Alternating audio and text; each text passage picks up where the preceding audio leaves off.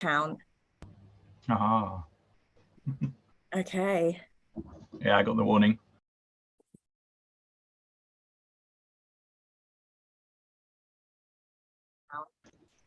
I'm just writing into the writing room that we're almost there, and please, yeah. And I'm gonna mute myself on the YouTube, I think, or we'll get double. Is that how it works? Can you hear me? Okay. Yeah, I can hear you fine. Okay. You're not doubled yet, but I'm not watching the YouTube. Okay. So I think I will watch in the YouTube. And if you can keep an eye on in the Zoom, that might be really good. Hi, hello. We are just starting up our Mira Manga book club. And hopefully, if this is streaming on YouTube, you can hear us. We have a slight lag on YouTube, so we will find out. There are 3 people watching on YouTube. You can actually join us in our Zoom chat. You can actually join us in this Zoom meeting. This is a free Mira Manga book club where we're going to talk about Gaunts ghosts. Normally, this is a patrons only thing, but we're very deeply impacted by all the crazy stuff that went down with Gaunts. So we're opening it to the wider community. And obviously, I'm trying to get a few more patrons to join and help keep up these crazy adventures. So we have got some people in the chat with us. So we've got John, Will, and Steve, but they are currently hiding their screen. So you'll only see me and Jim. So I'm going to say hi. Oh, hi, Will. Welcome. Steve, you've got your surname on there if you're... luckily, there's many Steve Roberts, so your identity's safe. And welcome, John. Great to see you all. Thank you for coming to Mira Manga Book Club. Just a quick one, I'm wearing my Acroma t-shirt. I support the game Acroma, which was developed by my friends down in Poole. So yeah, it would be absolutely lovely if you go and support Acroma. They have a YouTube channel, and if you like games like Yu-Gi-Oh! And card collecting games, and you like amazing world buildings, dragons, witches, fairies, all that, yeah, check out Acroma. Not getting paid for this. I just try and support my friends, and they give me t-shirts to do so. So yeah. Hi, welcome. We have Magnus joining us. So hi, everybody. Oh, hi, Magnus. Hello. Hello. Well, I'm Mira. I read Warhammer books and I learn about them. I know Jim because Jim is almost my second best Warhammer friend next to Ian, and regularly tutors me on the way of Warhammer. And I know Steve as well because Steve is in Mira Manga Book Club. Yay. And Steve, you and I are both quite fresh to Warhammer, aren't we? Yeah. Yes. We're pure little innocent lambs to the grim dark slaughter. So I wonder if the guys in the chat, if you would like to just say your name, where you're from, and what you like about this horrible hobby. So we'll start with Will. Hi, everyone. I'm Will. I'm from Surrey in the UK. Lovely to meet you all. And I suppose what I like most about this horrible hobby is the sheer variety of stories it can tell. I'm mostly into sort of the Black Library side of the hobby, so I get my sci-fi grimdark kicks from that. Lovely. Thank you. And John, would you like to say where you're from and a little bit about what you love about this horrible hobby? Yeah, sure. My name's John. I'm from Germany, Düsseldorf, so a bit further away. And I guess what I like about this hobby is, yeah, much like Will, I love the variety of stories. Yeah, I've been just recently returned to it, and I don't know, I'm mostly into the Black Library stuff as well. I have a few miniatures, but I love the stories. Amazing. Meine Deutsche ist nicht sehr gut, but you're so welcome. Welcome to the channel. Magnus, would you like to tell us where you are and what you like about this horrible hobby? Hello, I'm Magnus. I'm from East London. I have always really enjoyed the stories. I tried to collect an army for a little bit, but I was really bad at the painting. So I've mostly just stuck to the reading since then. And it's kind of throughout most of my sort of growing up been a really comfortable sort of set of narratives to engage in. Awesome. Thank you, Magnus. Steve R, you might need to unmute because I've been muting for mic sound. Sorry, I didn't realize I was making mic sounds. Yeah, I'm like I said, I was very new. I'm quite new to the Warhammer universe, but I really love the just a variety of stories. Like when I started, I thought, oh, it's just going to be guy Yeah, I shooting love the other guy, the thing. But I just really like how varied it is and how like you can get these intimate little stories of intrigue here and like grand, spectacle there and stuff. It's very, I love the universe. It's fantastic. Thank you, Steve R. Thank you for being the lamb on this journey with me. Okay, we can finally unmute Artem. Artem was one with the noisy mic, people. So yeah, I'm not going after Steve. We love Steve. Steve and I are just innocents. We're just two innocent men. Artem, tell us where you're from and what you love about this horrible hobby.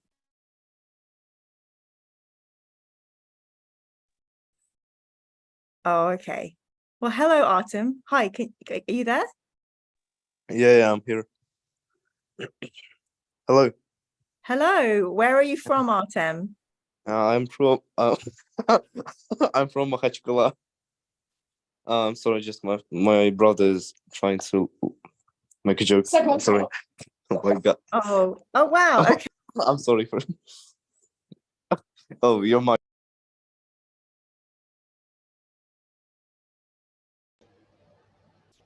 Oh, you're muted, Mira. Yes, so we just had our first abusive suck my cock incident from Artem's brother, which is really sad because now Artem's been booted. But, I am relieved we've got it out of the way.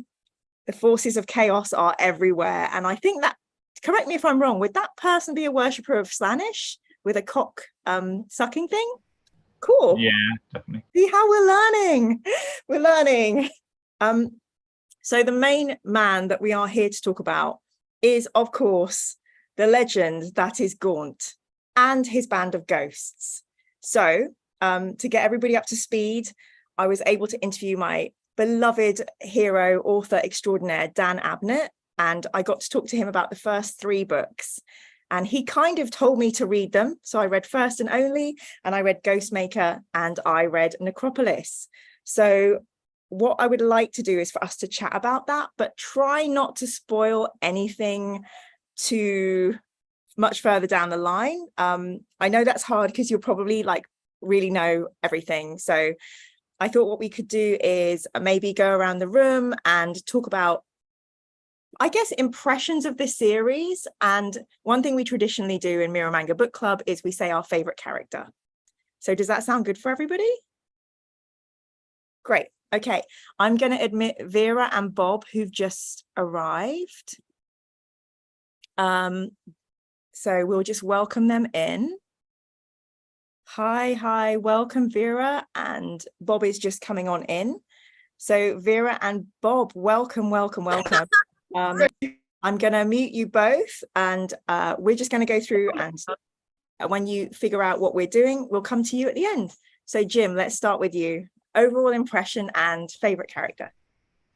I think my favorite character for these initial books is Larkin, because he's got a great little cameo moment in the first book where he kind of rescues Rawn and takes out the Inquisitor, even though it takes a while. And then he has a nice little backstory flashback in Ghostmaker, where he kind of has a vision of a saint while he's up in the sniper nest, and he manages to take out one of the kind of arch enemy overlords as well. So yeah, the fact that has quite a bit to overcome, and he's he's scared, he's a bit mad, but he gets there in the end. So yeah, Larkin's my favorite. Great. I don't know why it's loading the whiteboard experience. I'll attempt to close that. Thank you so much, Jim. Yeah, you know me, I love a vision. Any vision, anything a bit ooky spooky, I'm here for it. So shall we go Will next? Yeah, sure. Oh gosh, it's really difficult picking a favorite character out of the ghosts in these first couple of books. But even though he only comes in book 3, I'm tempted to say Bandawa, that kind of outside figure in the Verven Hive forces, sort of coming into contact with the ghosts as their liaison. officer, and him just desperately trying to sort of navigate his home essentially being under attack, and these sorry, that was very strange. His home being under fire, and him having to try and navigate that alongside, working with Gaunt to try and stabilize the situation is.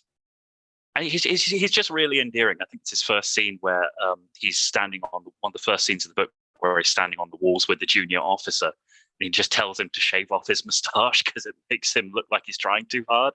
Just that kind of understated, understated nature I quite like about Dower.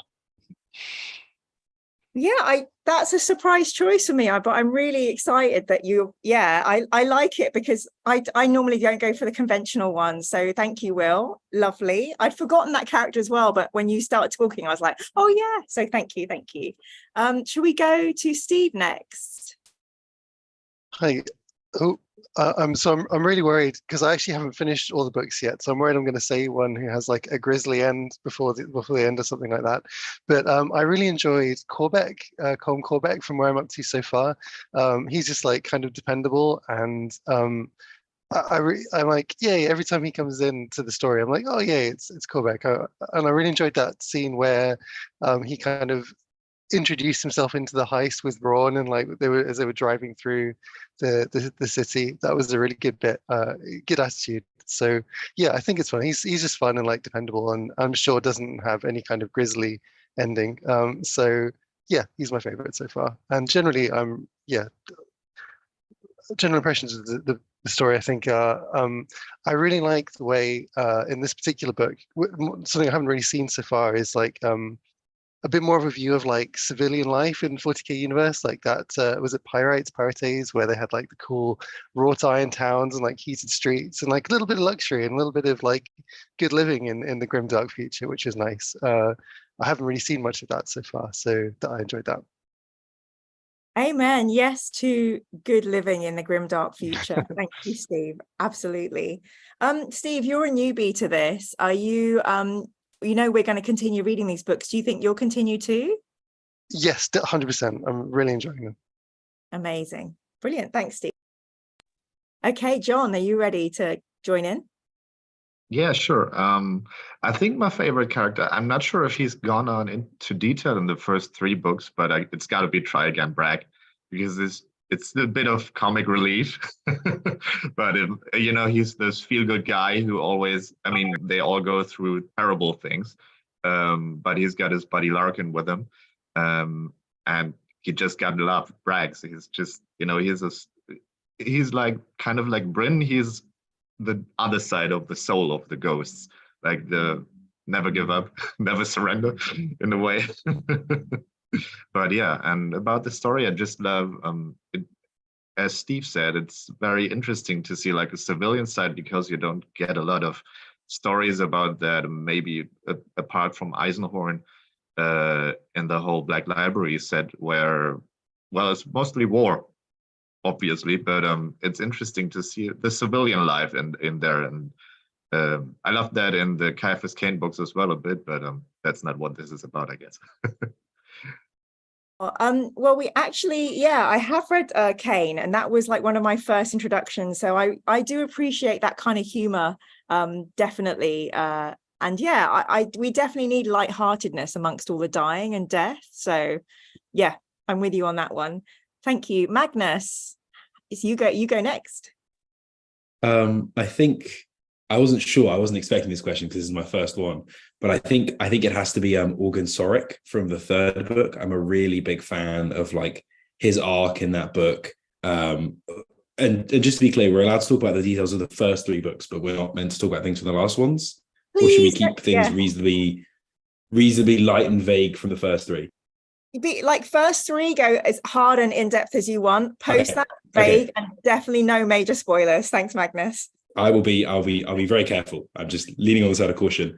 I really like that he has to transition from being like a foreman in a factory to leading a military company effectively, and like that movement and his like leadership and the way he takes it on. I don't know. I really like him as a character. Yeah. Amazing. Thank you. I'm a little bit nervous, but I'm going to invite Vera to talk. Yeah, hello. I don't really know why would you kick me last time, so I just joined from another account. Yeah, hello. Oh, it's Artem. Artem, it you're was your actually brother in the muted. background. You're actually muted again. I think we probably kicked you because your brother says a rude thing. Yeah, my brother is a dumb boss, you know. Okay. Well, Kind of kills him. Yeah. I mean, do you want to tell us your favorite Gaunts Ghost character? What again? Repeat, please. I didn't hear. Oh, who is your favorite Gaunts Ghost character? Well, it's actually Ball. Okay. I think just for my sanity, we're gonna boot the lovely Vera and put them in the waiting room so they cannot return. And then we've got somebody in our chat, I don't know if people in the YouTube world can see, called Bold Martin. Bold Martin, do you exist? Oh, that was really grimdark. They just kind of breathed there and left. Okay, so I think that this is our core now. I'm just going to quickly hop over to YouTube. People are saying, because I'm looking on our Zoom screen here. So lots of people are saying stuff about loving the reviews and that they like that we interview Black Library authors. So that's good because we're going to continue doing that and we love them too. So I just wanted to talk a little bit about when I spoke to Dan Abnett about these books. He was talking about when he first started the Gaunts Ghosts books, it was very, very young and early on in the Black Library history. So he was given quite a lot of free rein. And I don't think that the Black Library had been so canon and rule kind of litigious at that point. So one of the things that I got really, really excited about in the first book, First and Only, was the reveal of these men of iron, which basically represents like, yay, Magnus, you're nodding, like full on, yeah. Yep. So, I mean, just in terms of like, I guess for me, what I find really exciting about Gaunts Ghosts is how I've learned so much about the Warhammer universe. And you can kind of see where this like battalion relates, you know, and all these, you know, Inquisitors come back in. I was just wondering, like, and this is kind of a vague question, but for you, where does Gaunts Ghosts sit in your relationship with the Black Library? Like, are you just a Gaunts Ghost fan? Do you absolutely love, like, you know, your individuals like your Raveners or your Eisenhorns? And where does this all sit with Space Marines and stuff? Because I'm still trying to figure out what my favorite Black Library books would be. So I thought it'd be an interesting question to see how you all compare Gaunts Ghosts to the whole 40k universe. And it's a really nice meaty question. But no worries if you don't have thoughts on that as well. But we'll start with Jim, because I know Jim always has thoughts. And then we'll go Will, Steve, John, and Magnus. Okay, Jim, if you want to dive in.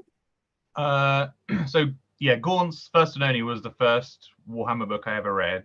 And that was when it first came out. Before then, I'd only read some of the codexes and rule books. And as the series has gone on, I think the quality is only kind of equaled by some of the Horus Heresy books. So yeah, as Gaunts Ghosts has kind of evolved and grown, it's still probably my favorite series out of the whole universe. So I can't wait for you to get to the later books in it. I never knew that was your favorite series. I'm really impressed that you did not over excessively try and get me to read these, Jim. That's incredibly restrained. So thank you so much. No problem. Okay, great. Thank you. Will, you'll go. I came to Gaunt's Ghosts as a series quite late in terms of sort of 40k books. I sort of known that they were around through kind of cultural osmosis, through like, you know, borrowing some friends' White Dwarf magazines and seeing like, you know, the Gaunt figures back in the day. I very much sort of got into Black Library proper through the Caiaphas Cain series. That was my sort of entryway. A big fan of like historical anything, really. So upon hearing that there was sort of a Sharp-esque series in in the 40k universe, and having it recommended it to me very heavily by some friends who were more into the modeling side of the hobby. I decided to try it out and never really looked back since. In terms of where it sort of sits on the scale for me, it's tough to say. I'd lump it up with my favorites, with sort of Caiaphas Cain, Eisenhorn, and the Robert Rath, the recent Robert Rath books, Infinite and the Divine and Assassinorum Kingmaker, which are absolutely fabulous if anyone hasn't read them. But yeah, without rambling too much, that's my kind of view on where they sort of sit in my favorites, so to speak. Yay, thank you, Will. Yes, I've got to speak to Robert Rath on Ian's channel, and yeah, really great to hear those. I'm feeling like as you're naming these books, I've read a lot of them and I'm thinking, wow, I really am. I've just come in at the cream of the crop with the books that we've chosen. So thank you. Oh, so you want to... May I very quickly? Yours and Ian's interview with... Thank you. I didn't want to break protocol. Yours and Ian's interview with Robert Rath and your review of Infinite and Divine was what got me into that sort of side of was what got me into his work, so to speak. So thank you very much for that. That was absolutely fabulous. Anytime, and we will do all we can to support Robert Rath, because he is one of the most, he's such a nice human. I don't think he should be writing for the Black Library. So thank you, Will. Okay, Steve, are you ready to go? Yeah, for sure. So I actually, I'm a very much a newcomer, like you, to the Warhammer universe. Like, I tried a couple of the video games and the setting just really captured me. So I thought, like, try out reading the books, and your book club was like a fantastic way to kind of like motivate myself to explore that. So I've only read a few Horus Heresy books and the Gaunts Ghost books. And it's been brilliant, like walking through this door into this like huge universe of stuff to explore. Generally, I think one thing I still don't like as much about the heresy books, the Horus Heresy stuff, is that it feels like it's in the past, and like however hopeful and optimistic you might be about what's coming, you still know it's going to be a Golden Throne and bad stuff. Whereas reading the 40k stuff, it feels like more kind of walking into the unknown a little bit. So I'm kind of enjoying that adventure in a way, because I'm less sure of how things are going to play out. Also, in general, like it's one thing I really, it's a bit of a tangent, but I really like the Star Wars universe, because it's so good at letting you have like wacky, funny stuff and like really heavy, serious stuff. But it's so like big a universe that kind of all fits. And like with Warhammer as well, I think you can have these really cool little intimate like trench warfare stories, like these big space marine battles and like orcs doing orc stuff. And it somehow all fits together in this like one universe, which I think is fab, and it keeps things so unpredictable. Like you're never quite sure what you're going to get. So yeah, probably a bit off track, but yeah, that's where I'm at with that whole thing. No, thank you. And you know what, Steve, we did walk into Horus Heresy and everyone told us you're going to hate this because it's going to be devastating and it's like really, really sad. So I mean, I agree. I found it really fresh to come into Gaunts and not know what would happen. And then loads of people immediately were like, oh, we'll wait and see what happens. Loads of bad things happen. So all we can know for sure about Grimdark is bad things will happen. But yeah, I really like the freshness of Gaunt. And I also liked so many characters meant, if you didn't like one, there were so many others that you could kind of bond with. Thank you, Steve. Okay, John, if you'd like to go next. Sure. So I've only really started reading like library about a year ago, maybe a year and a half. So I haven't I'm right now on the last book of the Gaunts Ghost series, which is available. So it wasn't my first. I think my first was the Eisenhorn series, which I enjoyed really well. So I just kind of stuck with the author and went on to the other book that he wrote. Yeah, I've recently I mostly listened to them on audiobooks, so I had a little break after I think book 13 or 11 because they are not out yet. So then that was when I read the Ultramarines Omnibus, which I think Arbiter Ian recently described as bolter porn. I only recently forgot what that meant.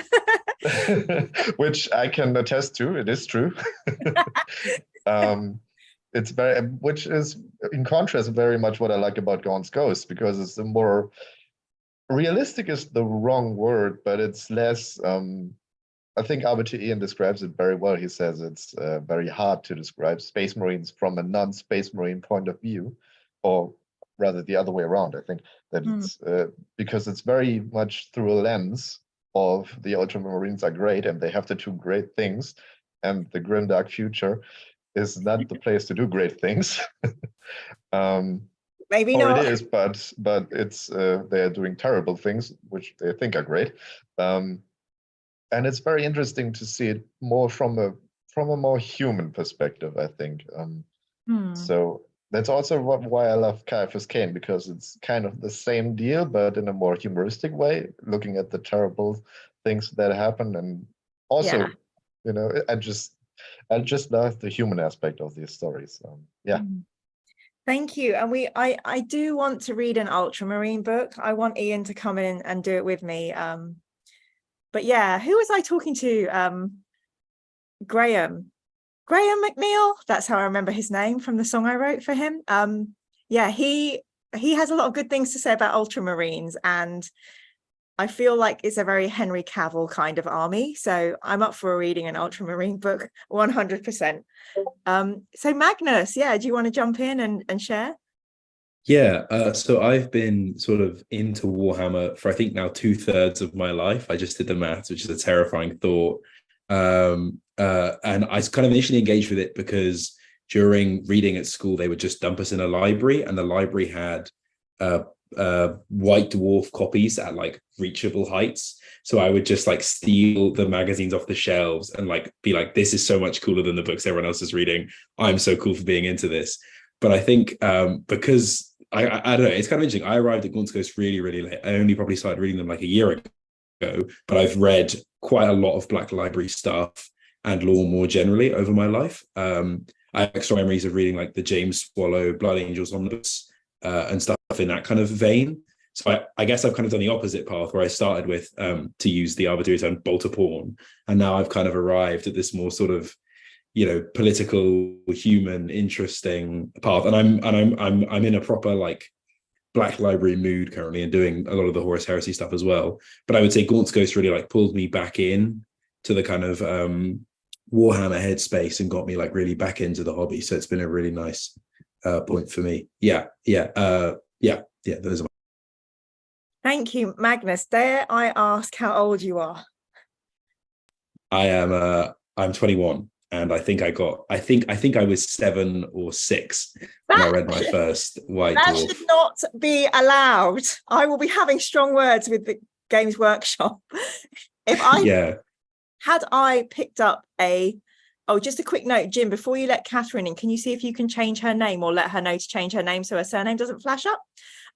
If I had read anything Warhammer related at age 6, I would not be sitting here in front of you. I probably would have, I don't know, conscripted somewhere, Foreign Legion maybe, who knows? But thank you. Wow, 2/3 of your life. Just a side question really quickly, and also a note, I do think that's really cool. I really react to people in the library with the geeky things.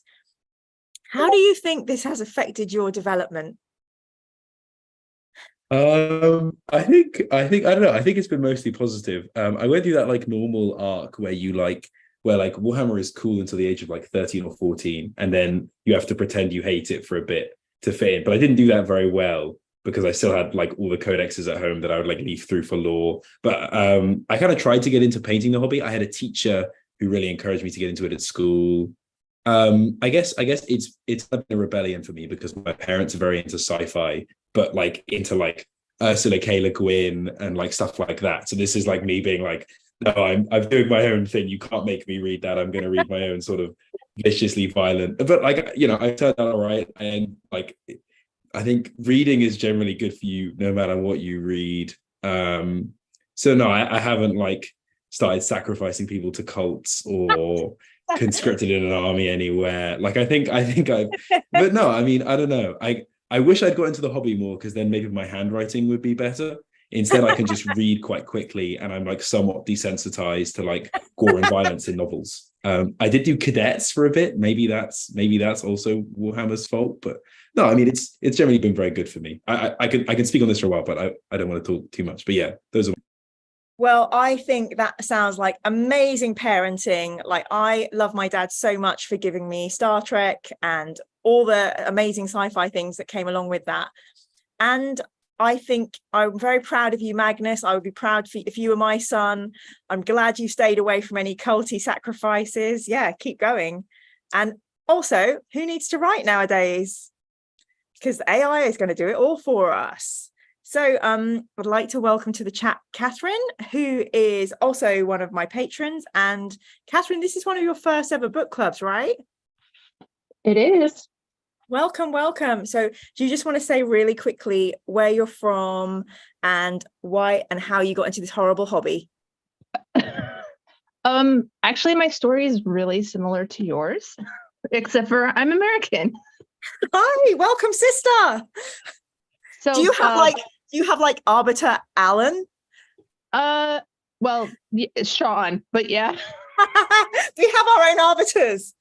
Yeah, so my partner was like, I finished reading the Anne Rice least like vampire series, and I was like, oh, I need new books to read, and he was like, you should read the Horus Heresy.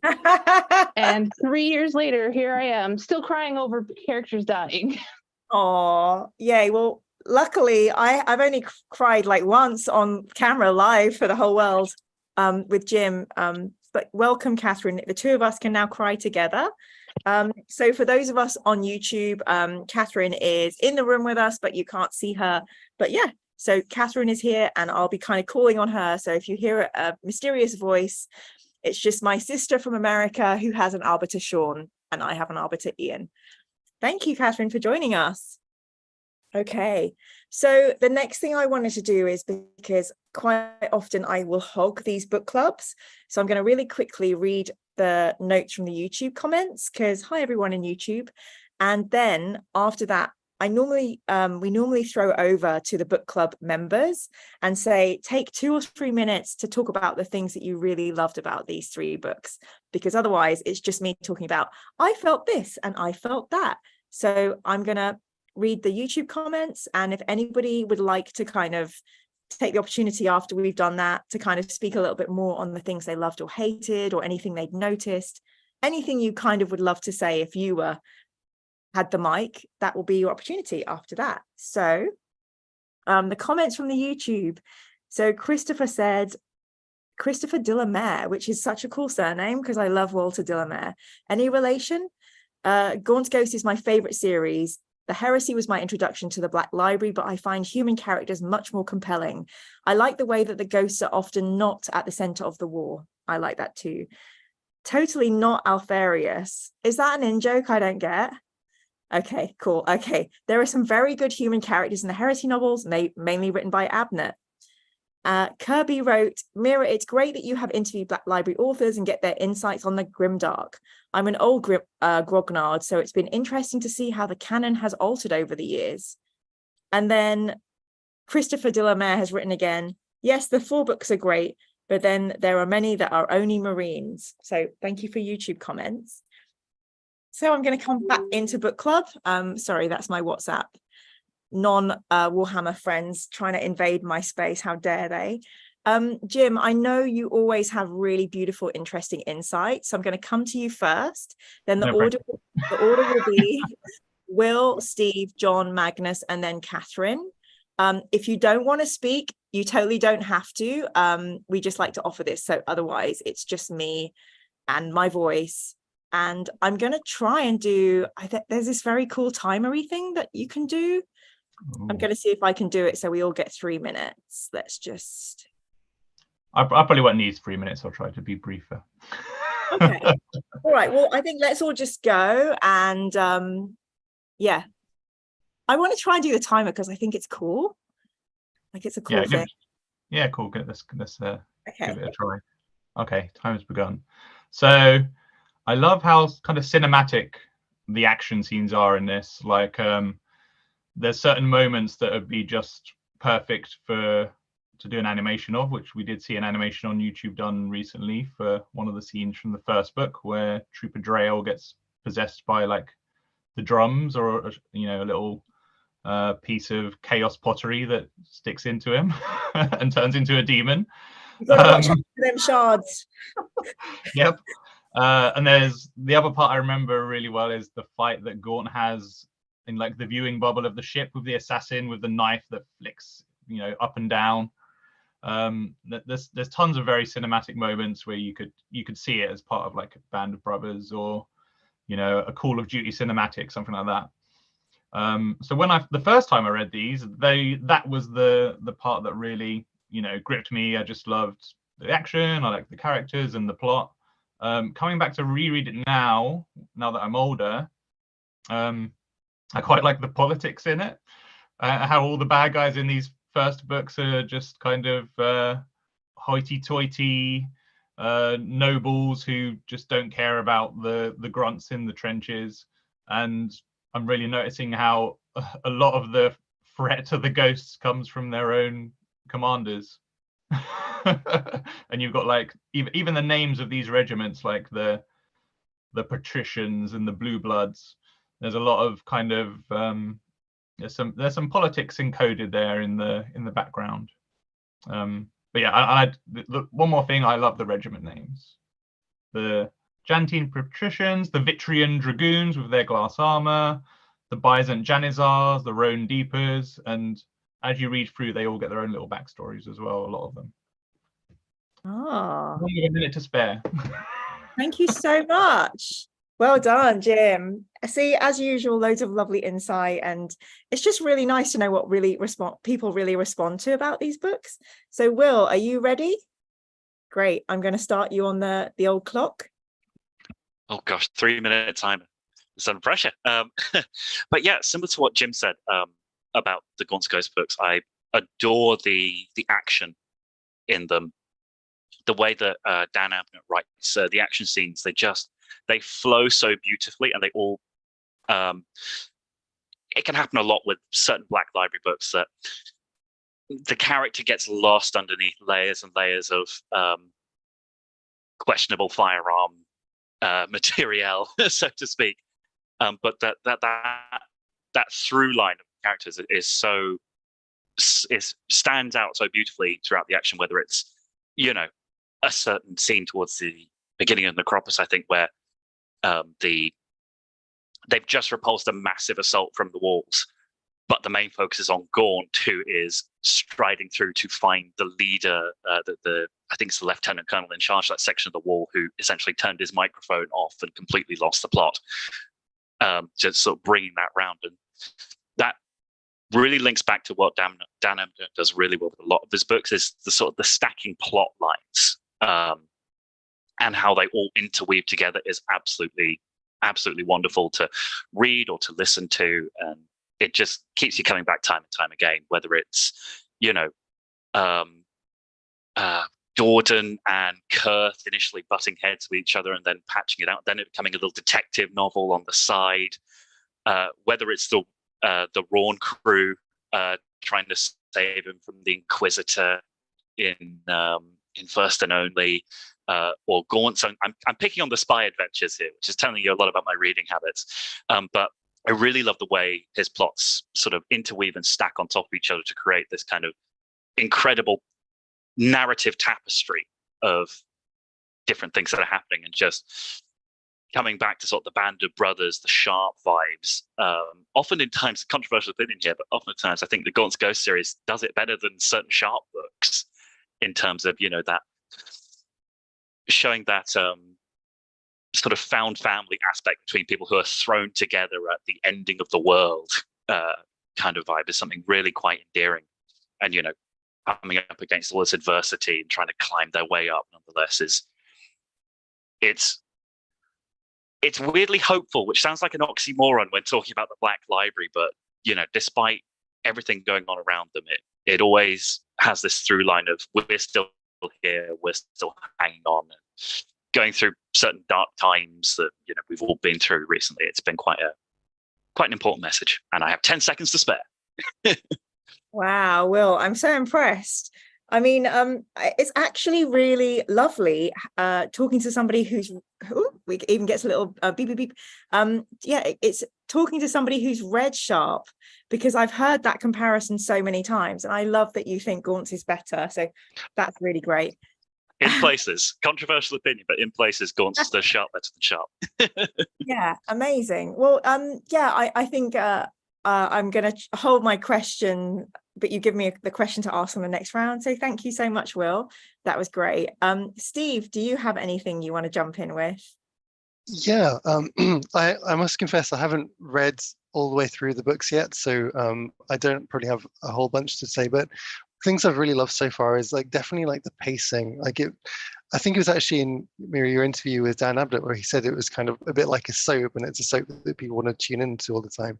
And I really get that vibe reading it. Actually, I love, like, you'll have one little scene with some characters in the background who are like referenced, but they're really aren't really part of the scene, and then they'll have their own scene later on, and it feels like you're sort of going through one little world, one little family, and sometimes the characters in the background, and sometimes they're the main character in the scene.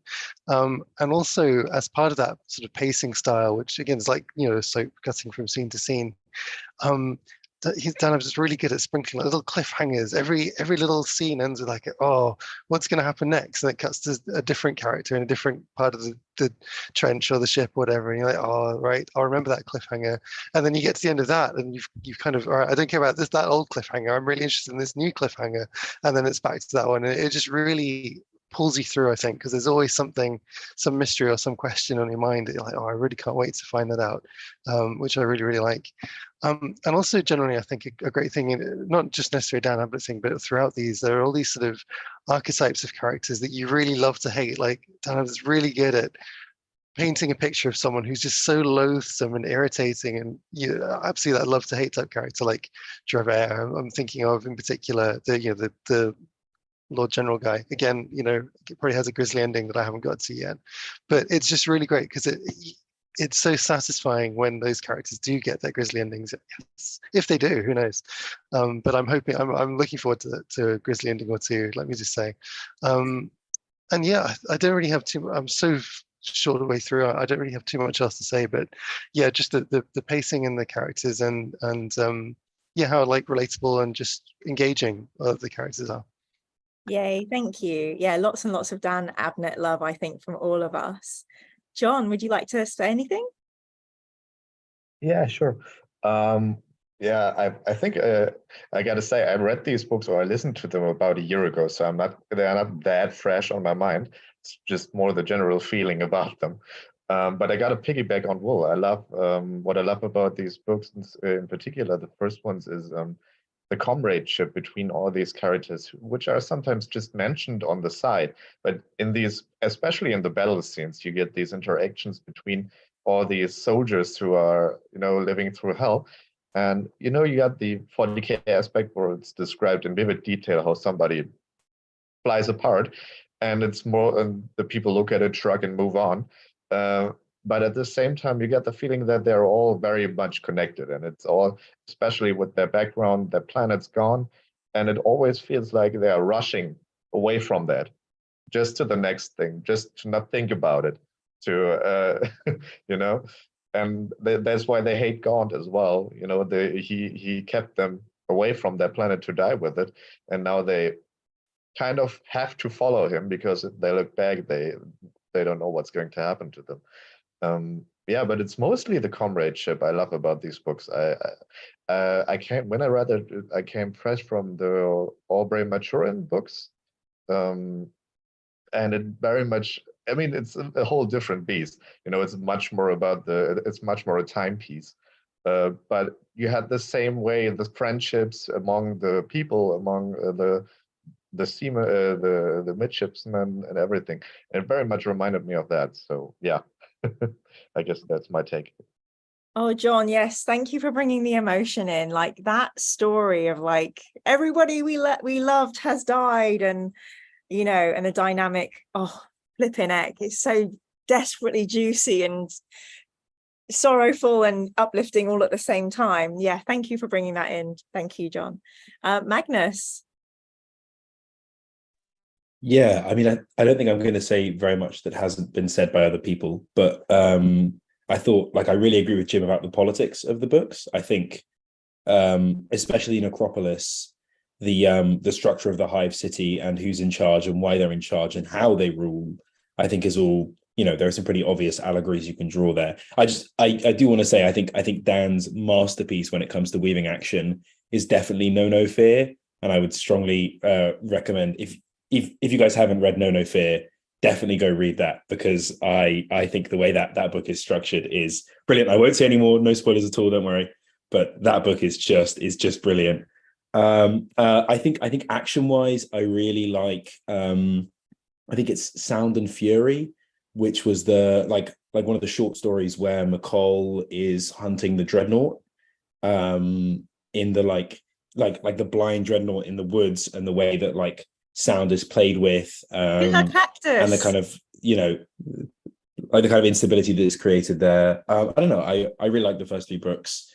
I also just really like Bragg as a concept, just a guy who always misses on the first shot, but they all love him anyway because he always gets them on the second time. Yeah, I mean, I think they're really fun books to read. I think 1 minute 40. Wow. Thank you, Magnus. Yeah, I love that short story. That's the one with the killer cactus. And you never know, what's his name? Is it Emily Blunt's husband, Jim from The Office, could have read that short story and then wrote The Quiet Place. We'll never know. But yeah, these are the kind of things I think about. And yeah, I will have to ask Jim about the books you're referencing and how killy they are and whether I can read them or not. So thank you, Magnus. So Catherine, I know you're in the same boat as Steve. You haven't finished all these books, but I'd still love to hear your thoughts if you're up for it.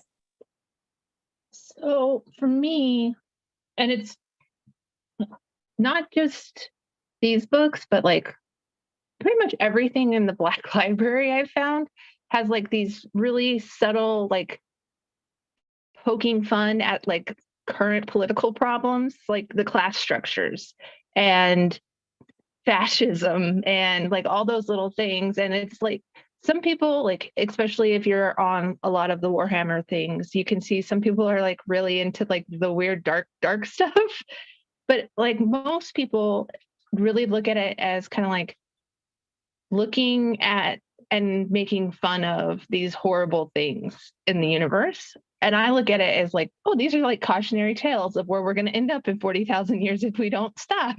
We should stop. But I really enjoy that aspect. And I'm actually a retired veteran. And so like the comradeship for like all of the different, like even in the Inquisition books, because I just finished those, just the whole group dynamics of everybody like picking up the slack when somebody else is just like hurt or injured or stressed out or whatever is just amazing. So like those are the big things that I really love about reading Dark Library. Thanks so much, Catherine. And yeah, when I was speaking to Dan, he said one of the great things, that one of the reasons he loves writing Gaunts is that when it does strike a chord with people who have actually served.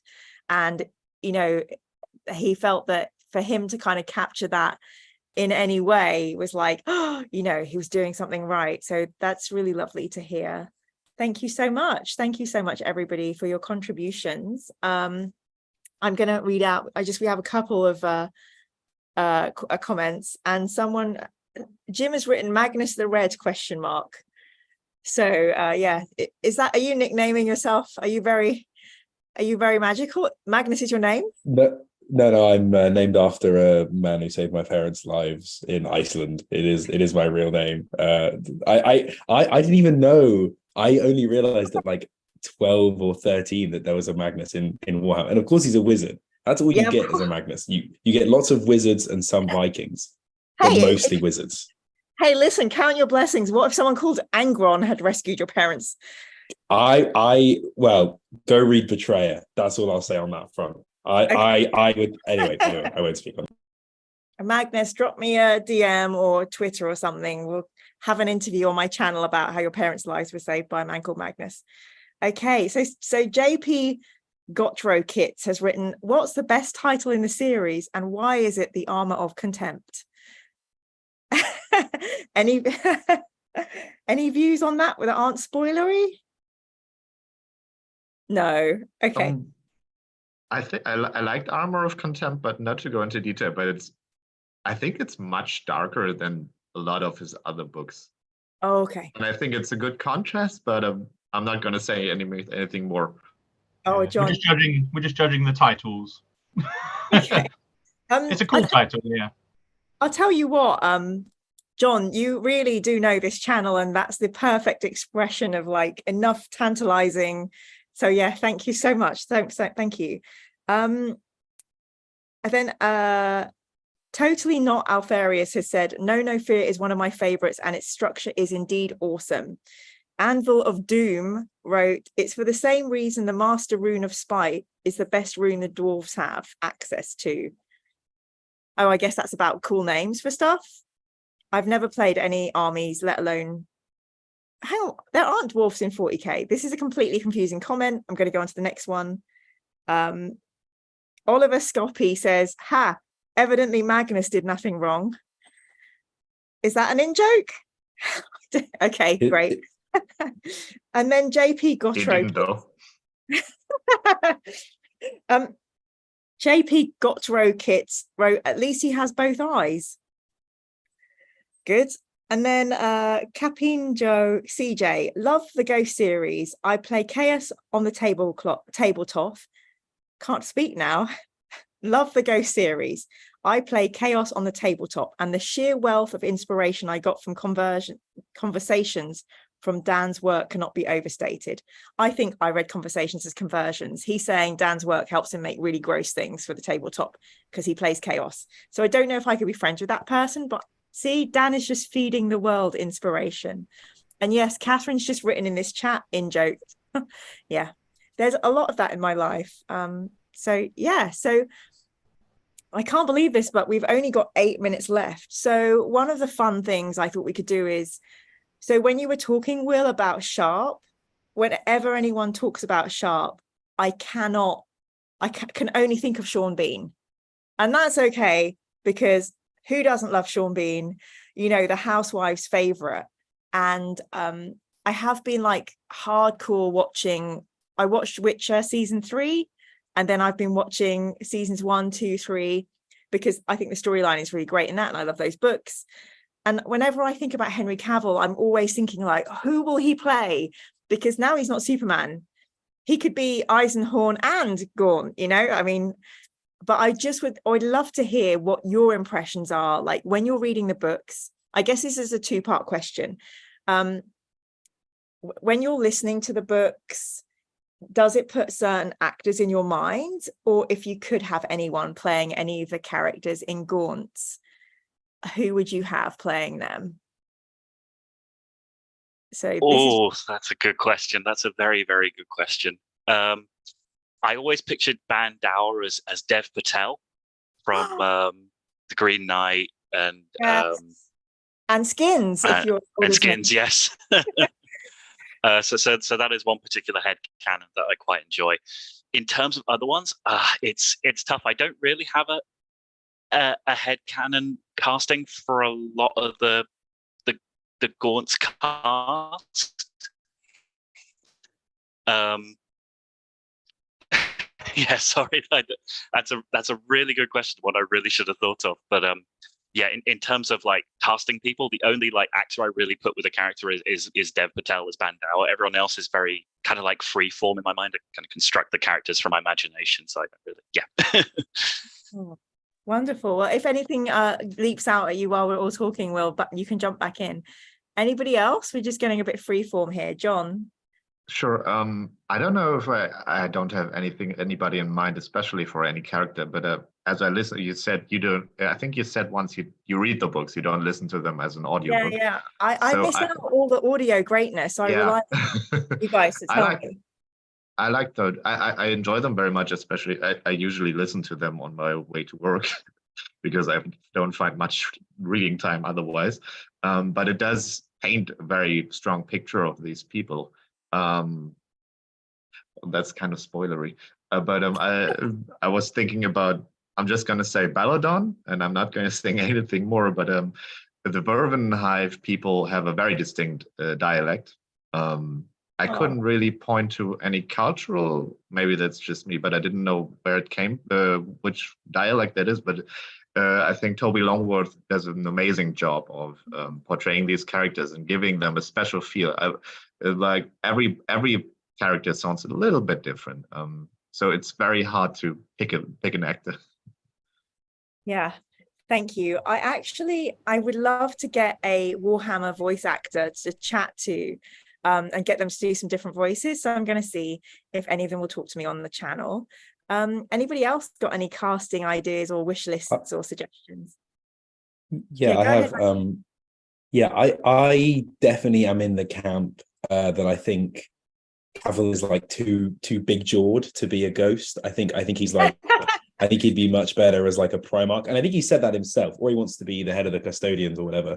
I keep seeing this clip from an interview where he's like, why would I want to be Eisenhorn when I could be a Primarch? Which I think is a great mindset for him to go into it with. I think, Fulgrim. No, he cannot be Fulgrim. Maybe he can. I think I see Gaunt as more of like a Cumberbatch sort of like kind of like English. I don't know. I guess to me, and it's very much colored by my own life experiences, but like I definitely see them all as kind of like different people within sort of English class society, really. And I also think if we're doing skins casting, I can see Mike Bailey being Milo or Kathran, and I can definitely see Nicholas Hoult being from one of the posher regiments. I could, because I don't know if you've seen the Great that he's in. He can do a very good posh baddie in that, and I think he could be brilliant as like Stern or one of them. So those would be my casting. Yeah, I love that. I think in the UK we're very good at doing posh baddies. I feel like Tom Hiddleston is very good at being particularly repugnant, poshy. So we could chuck him in somewhere as a baddie. I just thought of Willem Dafoe, maybe when he was a bit younger, would make a good Larkin. Oh, yeah. You mentioned Jim from The Office earlier. I was just looking at some of the art in the book. They've done McCall as Jim from The Office. Oh my God. I did see you with a book open and I was like, Jim, how are you reading something different during book club? Do you want to show us the cover of the book? I just got it today, so it's good timing. And I just ordered that. It's on hold, but I just ordered that. So that is the Sabbath Worlds Crusade by Dan Abnett, and it looks fucking beautiful. So that is gorgeous. So I'm just going to quickly read some YouTube comments and we're going to come back in here. So Michael's written, Riz Ahmed would make a fantastic Rawn. Capinjo says, always thought Timothy Oliphant would make a good Gaunt, and Joaquin Phoenix for Rawn. JP wrote, Cavill would be a perfect Rogel Dawn. And then Michael's written, Robert Reed, voice actor for The Infinite and the Divine, is open to interviews. Wow, Michael, look at you with your hookups. Okay, great. So Catherine's written in here. Oh, Catherine, this is a good one. So Catherine's written, I picture Tom Hiddleston as Eisenhorn and Benedict Cumberbatch as Ravner.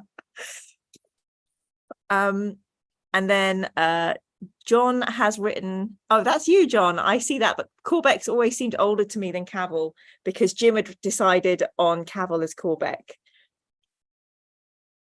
Jim, do you want to qualify that statement? Someone said he had his jaw was too strong for a ghost, but you can't see his jaw if he's got a great big bushy beard. There you go. Anybody else with the castings? Oh, Will, jump back in. Will, I've thought of one. Gotta be polite. I thought of a really great one for Surgeon Kurth from Necropolis. I think Deborah Ann Wall from Daredevil would be super as Surgeon Kurth. Really fun to see her paired up against an older kind of Dorden figure would be awesome. Well, that's wonderful. You know what I think we need to do, Jim? We need to have a live document somewhere where people can just put their dream casting. So I don't know why I'm saying Discord channel. Oh yeah, Discord channel would probably make more sense. So I'm really, really bad at Discord. Well, we're at 9 o'clock now. So I just wanted to say, Jim and I are so grateful you're just a wonderful, wonderful bunch of humans. Catherine and Steve, like, you're in the family already, but John, Magnus and Will, like, you're some of the best people we could have had on this book club. So I urge you, please stay in touch, and we'll try and do this again in a couple of months, a free one. I think we did really well on only one person saying suck my cock. So yay for all of us. And we've got it out the way early. So well done us. Just really quickly, we've done this free one because we're trying to encourage more people to join my book club or my Patreon, or follow and subscribe, because I'm trying to make friends in this horrible grimdark universe. And t-shirt is an Achroma t-shirt, my friend's card game, so check them out too. But thank you so much, everybody. I hope I see you all again, and take care of yourselves and each other out there in the grimdark. Thanks so much.